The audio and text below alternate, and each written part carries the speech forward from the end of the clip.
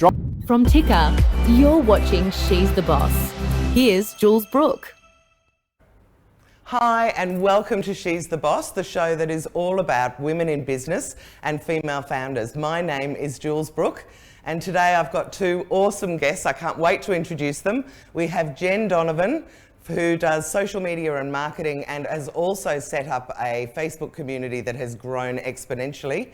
And we've got Kress, the business scientist. So welcome, girls. Hi. Thanks, Jules. Hi, it's so nice to have you here. Now today we're going to talk all about business, why you've set it up, what you've been doing and what tips we can offer women who might be thinking about running their own businesses or already are. So I'm going to start with you, Jenn. Do you want to tell everybody a little bit about what it is that you do and why you're doing it? And you've got a big mix. I do, Jules. Thank you. So my passion is probably social media and marketing. So I love to teach small business owners just little tips and tricks to help them with their social media and marketing. I do lots of workshops and also obviously lots online myself, and I also have a podcast. And I suppose one of the reasons why we're, chatting today is all about my Facebook group, Buy From a Bush Business, that I set up last year. And that all sort of come about because I'm a country girl. I live on a farm. We're going through drought at the moment, although we have had glorious rain in the last couple of days. But I know, isn't it amazing? Sorry, go on. Yeah. It's like winter is coming early. Yes, yeah. So, my farming husband is like a Cheshire cat today. It's just unbelievable. He's so happy with the rain we've been having. So tell us a little bit more about your business, your Buy From a Bush Business page, because that's really kind of just taken off, hasn't it? Yeah, it really has. So currently, I think we've got 237,000 members or something in there. And but tell everyone how recently you set it up, because that's the 230,000 is incredible anyway. But then when you collapse it into the amount of time it's taken you, when did you set it up? So the 31st of October, I set it up last year. Amazing. So here we are, 7 months. 6 or 7 months. Yeah. Absolutely incredible. So sorry, and I interrupted you. Just tell us quickly, why did you start it? Why did you start the Buy From a Bush business? So I guess I started that, like I said, I do lots of social media and marketing sort of workshops and that, and I do sort of host a lot of them anywhere between kind of Bendigo and Griffith. And it was on my way home from doing a week-long tour in the Riverina of New South Wales, and everyone was really sad. It was the end of October. We were coming into Christmas. We were coming into harvest. We were coming into hay season. And I know as an ex-retailer myself, if farmers don't have money, towns don't have money, and everyone was really sad. And it was kind of just one of those things that, in the car home from hay, I think that's about 2 hours from my house, I just got this thought into my head. It's like, what can I do? And I thought, well, what if I started up a group and they could all kind of post their own things that I'll invite my clients and I can invite my friends, and we might all be able to support each other. So the initial idea was that it was going to be a small local kind of a group to help those people in your town and in that region. Yeah. And it's just gone off. Yeah. Yeah, and it's really quite hilarious. If I look back, at some of the posts I put in there, it's like 5,000 members, yeah, 15,000 members, yeah. Now it's like 230 members, yeah. What an achievement. That is so amazing. And I want to hear a little bit more about how you ended up starting it after I've spoken to Lauren. But Lauren, welcome. What a fantastic title, The Business Scientist, which gets everyone intrigued because nobody says that about business. So tell us a little bit about what it is that you do and why you're doing it. Yeah, sure. Thanks, Jules. And thanks so much for having me. Oh, my pleasure. With business, first of all, I didn't study business. I didn't study marketing. That is not my background. I did a science degree. Wow. I did neuroscience, and then I also did a master's in art and design. So I love the arts. I love creativity. Well, now that's really unusual straight away, because that's left and right brain, all like science and art. I love it. So go on. How did you take your amazing kind of qualifications and end up where you are? Well, what happened was I was very bored working in a lab. I found that quite. It was kind of like, the way I describe it is like banging. It was like banging my head against a brick wall for a year, and I have so much respect for Sorry, but scientists. that's not a great description. So you weren't happy, shall we say? I wasn't happy, but look, we need scientists, and they are all doing an amazing Yes, job. of course, right now. of course. So lots of respect for scientists. It just wasn't something that I could manage myself. So how have you applied science to business? Because that's what you do now, isn't it? That's right. So what we do is we help businesses solve problems using scientific frameworks, and specifically around how to grow their business. So what we're really trying to do in business to succeed is to be able to make reliable predictions so that we can work out how to meet our customer needs, how to provide value, and how to adapt when things change like they are now. It was only yesterday I was saying it's a pity we can't have crystal balls for our businesses to know where they're going to be in 6 months. So yeah, I can totally see that something that could predict would be amazing. So keep going. Yeah, no, and I mean, look, right now this is challenging, right? Absolutely. So I think for a lot of businesses who've been relying on best practices, who've been relying on a way to, work out what to do day to day, for me in my own business, I feel like I'm sort of staring into this big sort of empty void going, where's the crystal ball gone? Where have all the customers gone is what a lot of people are saying as well. That void used to be filled with people. What's happening? Exactly.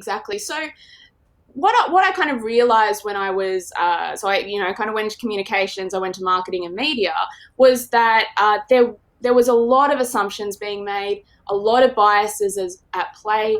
We see this affecting businesses in all sorts of ways, in marketing, in how leaders are chosen, in terms of, whose opinions are preferenced over others.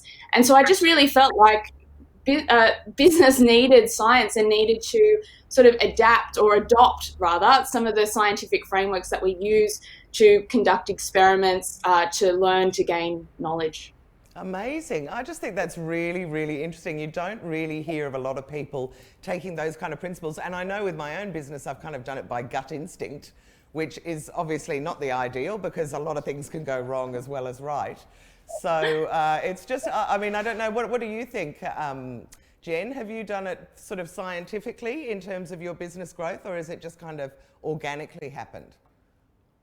Yeah, look, not really. Yeah, I can't say there's much science to it at all, except I'm just, and Jules, you'll be very familiar with the saying of ready, fire, aim. That's definitely, what I'm all about. If I had have overthought creating my group or creating a podcast or, creating a business, it probably would never have got done. It's just kind of like, right, I'll do it. I'll see what happens and I'll fix it as I go along. I or I'll agree. adjust it as I go along. Yeah, no, I do agree totally. But I have to say that if I had known that Lauren existed, which I didn't 10 years ago, but if I had, to know that there was actually a science you could follow, I think would be fascinating, absolutely fascinating. Yeah. Go on, Lauren. Can I just jump in and respond a little bit as well? Because I think this is one of the misconceptions about science, that it's exact and that it's like, oh, we definitely know this. But actually, what's really valuable about the framework is exactly what, from my understanding, both of you have done to be successful, which is, this is my best guess. I'm just going to try, and then I'm going to learn from this experiment that I'm conducting. Yeah. So it is actually about it. The ready, fire, aim. I love that expression, and I completely agree with it. It's just how we then use that data as we're learning to optimize quickly and to improve quickly. And I'm sure both of you did that intuitively as well. Well, absolutely. And now you've put it that way. I mean, I guess I was kind of hoping that you had some magic kind of formula that we could follow, that you would say, this is what's going to happen with your business and this is what you need to do. But if that's not the way that it works, unfortunately, then the idea of learning, absolutely. I mean, give something a go and then learn from it. Analyze what's been happening, look at your stats, look at the analytics and see whether it's working and who it's working for.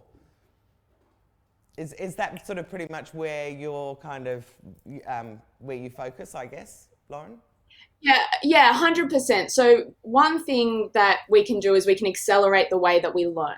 And the way, Eric Ries talks about this in the Lean Startup, the faster, the people who win it learn the fastest, basically. I mean, he Yeah. says it a little bit more eloquently than that. But, what can happen, and I see this a lot with businesses, is you'll have two businesses that have both conducted a bit of an experiment. They've launched a minimum viable product, and then they put it out in the market and see what happens. But the business that learns fastest is going to know how to look at that data and analyze that data to make rational decisions, to make informed decisions about what they do next. And what I'm seeing happen a lot is people have the data, but they don't actually know how to use the Yes, data. I think you've hit the nail on the head there. I think that is Yeah. totally it. That there are so many ways of getting data, but what kind of data should you be getting, and what do you do with it? Like, how can you learn from it? So I think that's absolutely fascinating. Now I'm going to just shift the conversation slightly. I want to know a little bit of how you've ended up doing what you're doing, because we now know what it is that you do, but I bet it wasn't a straight linear path that said, right, when I finished school, in your case, Jen, I want to have a massive Facebook page, and I think I want to travel around and teach people about social media and marketing. So let me start with you again, Jen. Can you tell me what your path to ending up doing this has been? Especially because you're in a regional area, and I think that's really interesting and obviously has its own challenges. Yeah, look, my path, like so many business owners, has definitely been anything but linear. I'm that graph that you see that people joke about with the man falling off a cliff to land on a trampoline to get back up on a cliff and see if they can do it all again. So I actually started off in law. Law was my passion, and sometimes I think I would love to go back to it. But It's that very hasn't solid happened and yet. safe, But I guess. who knows? Solid, safe and predictable, Yeah, which is everything yeah. that you don't have at the It moment. is. Yeah, it's very calculated, and you deal on precedents and things like that. So you look back at what other people have done and you work from there.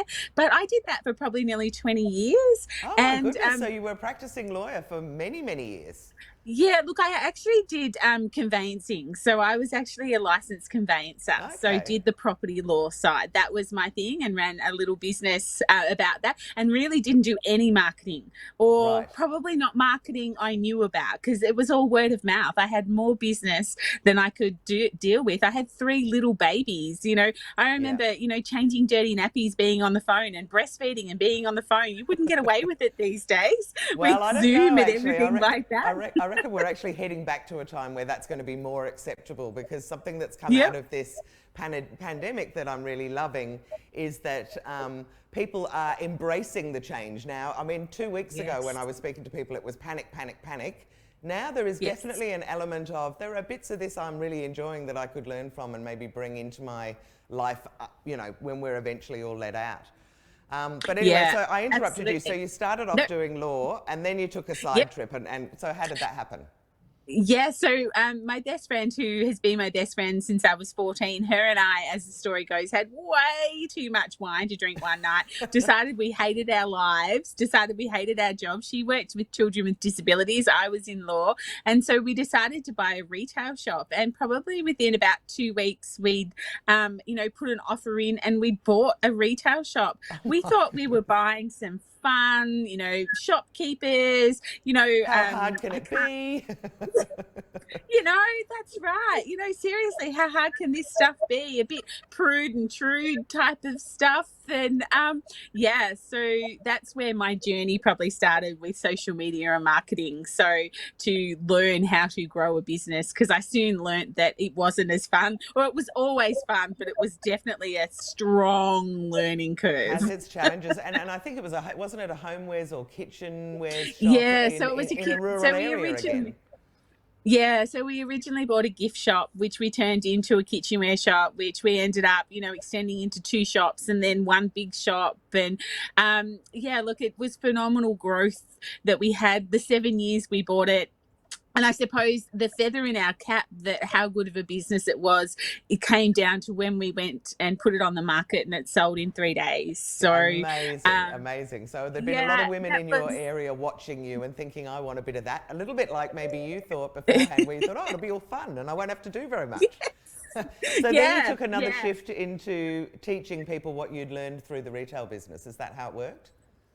Yeah, I just sort of thought I've learned so much, and I could see that, there's so many business owners, especially in retail for a start, that kind of just open their shop doors and wonder where everyone is and hadn't quite got the concept of Yeah. social media or Um, got the concept of marketing. So I thought if I can just share a few little nuggets that worked for me, and it kind of got to the stage where it is now, where I kind of live, breathe, and talk and have nightmares about marketing nearly every day of the Yes, week. and I'm going to speak to Lauren because I really want to know her journey as well. But I do want to talk to you about the challenges of what happens when you have a little small group, which a few of us have. I know I've got with maybe a couple of thousand, and what happens when it explodes and becomes 100 times that.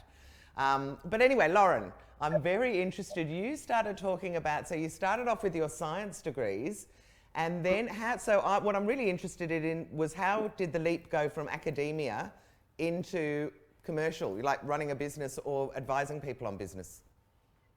Yeah, so I think the biggest thing has just been that I didn't want to ever settle for something I wasn't happy with. To be honest with you. Good woman. That is the right answer. Correct. Yeah, so I mean, I just had this, I was a very angsty, and I still have bouts of angst in my life. I wanted to have purpose. I wanted to feel fulfilled in what I did. From the time I can remember, when I was about maybe 3 or 4, I wanted to be like waking up every day and going, Bouncing I out of can't wait bed. to start the Yeah. day. That's what my life Bouncing has out of been bed. like. And I always think that that's what people should have in their lives. So what was the light bulb moment, though, that made you think business?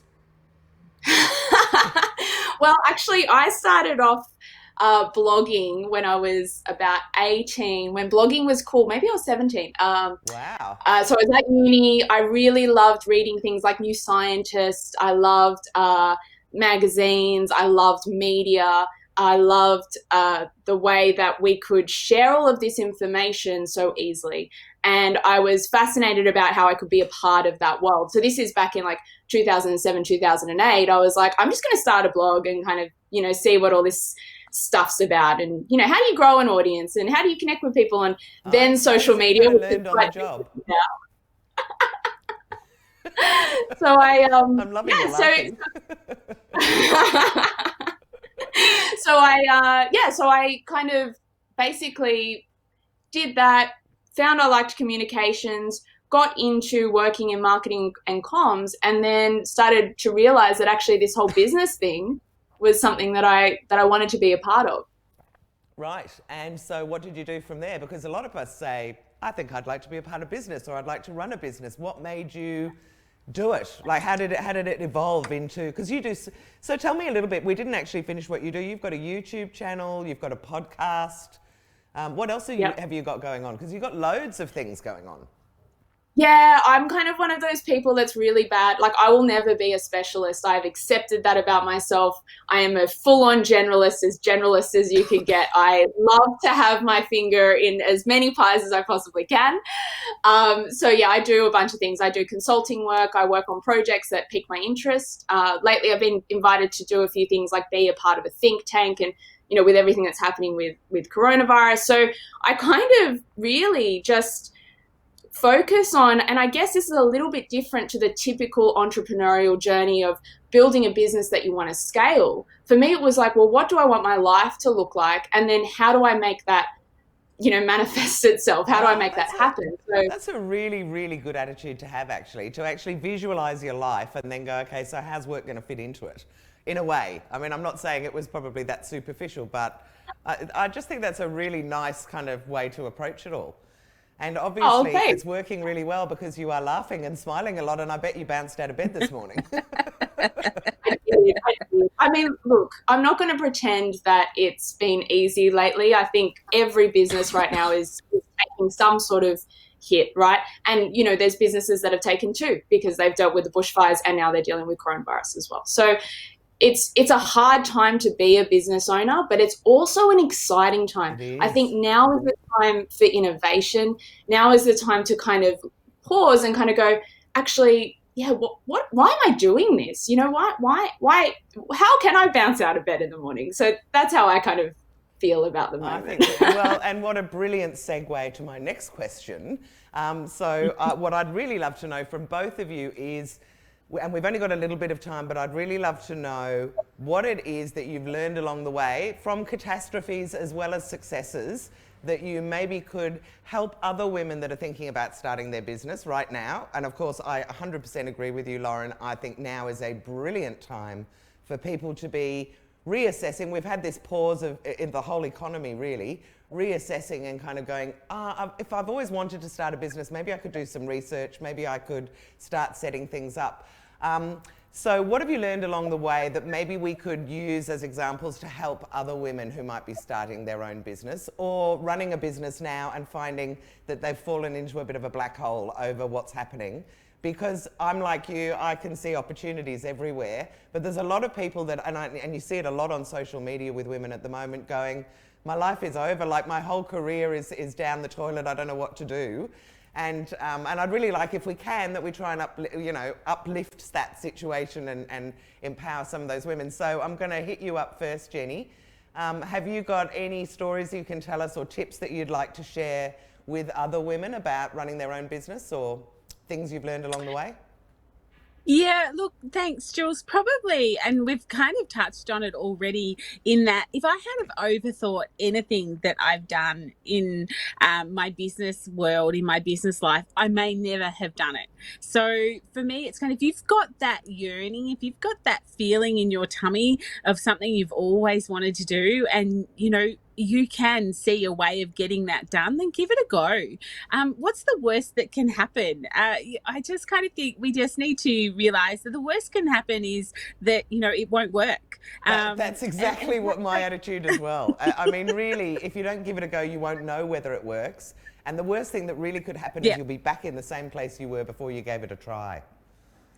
Yeah, look, I think so. And I know people's situations can be a little bit different, and financially people might be going, but I can't because of financially. But, I just really would like to instill that spirit of give it a go. And probably my biggest lesson in business, through all of my businesses that I've had, is you are really the product of the 5 people you hang around the most. So if you hang around with really negative people who say to you, oh, no, you can't do that, you've always been a lawyer, why would you want to go into retail? Or, you've always been in corporate, why would you want to go and work for yourself? Or if you hang around with negative people, then you will have negative attitudes. If you hang around with people like us 3 women on the call that are just like, go for it, let's do it, I'll help you, I'll hold your hand, I'll give you a nudge when you need a nudge, I'll celebrate you with you when you need to celebrate, then they're the people you need to be hanging around with. And Absolutely. to me, it's made the biggest difference in my business journey is the people I hang around with. Oh, what great advice. And I couldn't agree with you more, I definitely think. And I also, somebody said to me in the last couple of days, they said, if you're working and you feel like, what was the saying? It was something about, if you're working and you're not learning, then you're probably working with the wrong people. So basically try and surround yourself with people that are smarter than you as well, so that you can learn from them, so that you're always growing. And I think that's another great tip. But I love that keeping positive people around you is hugely important. So Lauren, over to you very quickly. And then I definitely am not going to finish this without finding out about the growth of that community. But Lauren, have you got any tips that or things that you would like to suggest to women in business as well? Yeah, so I think the first thing is just know that 1, you're good enough, and 2, there's never the right time to start a business. There's never going to be the perfect day to start your business. In terms of the point about, knowing you're good enough, I think that there's so much, like, imposter syndrome is rife in our society, and it keeps so many people back from reaching their full potential. So I recently just did a YouTube series to help people who are at home at the moment looking at, well, how do I develop my minimum viable product? How do I start my business from home? It's absolutely free. So there's no excuses because it is free to do. Brilliant. No, that's exactly what everyone needs, because the thing is that you go, yeah, I want to do it, and here are the 3 of us going, give it a go, just give it a go. But literally, how do I start? And you've got a free course that people can do that will guide them through that process. 100%. I don't want anyone to have any excuses to not reach their full potential. Oh, what a fantastic tip. Just before, so can you tell people what is that course? Where can they find it? Yeah, so if you just look up Lauren Kress on YouTube, you'll get to my channel and it's there. Or you can go to laurenkress.com and it's there as well. So very easy to find. Oh, fantastic. That's just a great initiative. Now, we've only got a few minutes left, but I have to ask you, Jen, tell me what it's like when you are going, "Ooh, we've reached 1,000 members, we've reached 2,000 members," and how exciting it is when you have a small group compared to managing nearly 250,000 people in a group. Wow, that sounds Jules, huge when I say it that way. It is because I guess with my podcast, I've always tried to visualize, not looking at download numbers and go, right, if I got to speak to 1,000 people every week, then that's a big number. So I'm happy with that number. You visualize 1,000 people in a room. So, it's kind of like visualize 235,000 people and, you're their captain trying to keep them all I know happy. that's like bigger than 2 full MCGs, for instance, on grand final day. Like, oh my God, it's quite mind-blowing.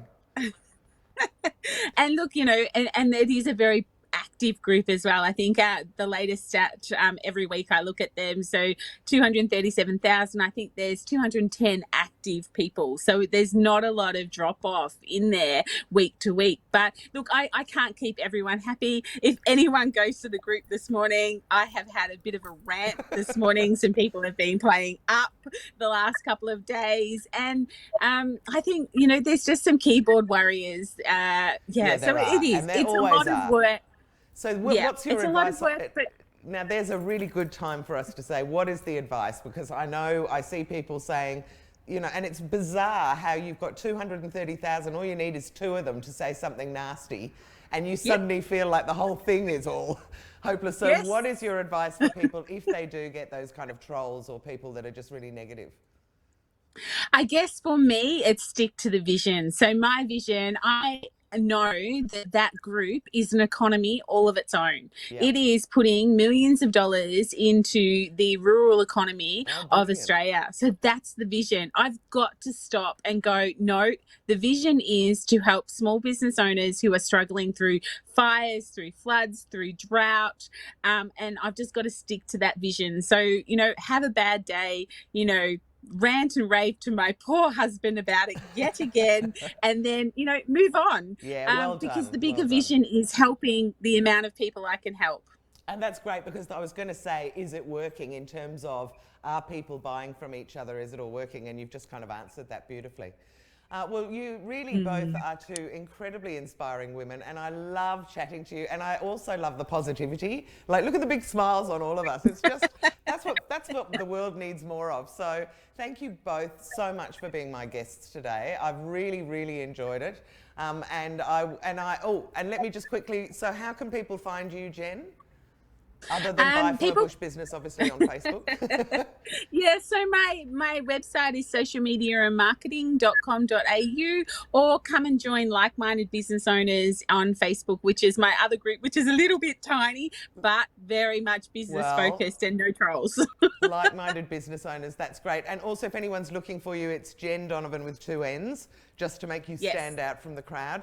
And Lauren, as well as your course, if people want to get in contact with you for advice, for maybe you and your crystal ball helping them with their insights into their business, what's the best way for them to get hold of you?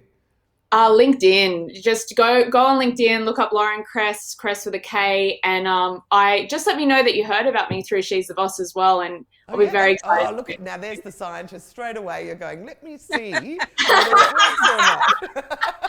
And then you can let me know. Does anyone? What did you say, Jen? She's showing the marketer up. You're the first guest I've had in nearly 7 months that suggested that. That is really clever. So if either of you, if anyone is going to see either of these women, say that, and you've first heard about them here, definitely let them know that you saw it on She's the Boss. Thank you so much, girls. Next week, I'm very excited. I've got 2 more amazing women coming on the show who will be sharing all their insights and their business journey, because for me, I really like us to delve into a little bit of why and how they got to do what they're doing, because we see a lot of business women out there that are giving us tips and advice, and I love that. But I also think there's something very special to know that everybody has a curly-whirly journey to get where they're going. Very rarely does anyone leave school and end up doing exactly what they wanted to do. So always worth taking a chance, always worth giving it a go. So thank you very much for joining me, and I'll see you next week. There are now more ways to watch Ticker. Download our apps for Apple and Android devices. We're live on Twitter and YouTube Live. And you can catch us on Amazon Alexa and Google Home. Head to the Ticker website for more.